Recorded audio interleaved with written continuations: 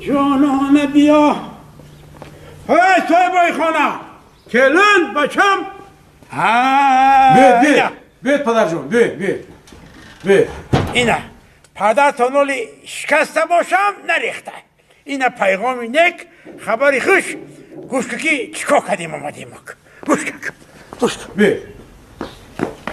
خب بچم اینه پیشین ترس آمدم. انا می خونه و در باغ ماشین همشه وصیت نامه با نامی بچم پرویز جان تمام.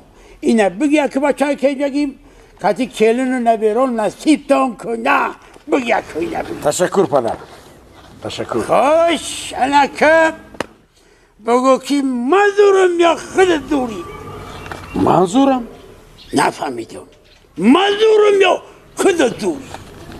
منظورم پدر. خیلی نصیب تان کنک پروردگارک. خب زورم بگو خیلی شرط خودی 3 باره کو بگو که یک بار دیگه که بمی دیلم قرار بگیره که مزورم بیاد تو دوری. شما زور هستید پدر جان. با حال 2 بار گفتی که مزورم کو. وقتی که من میگفتم زورم اون لحظه دستان شما در روی کتفان من بودند و من از آن نیرو میگرفتم. شما قوت دلی من هستید.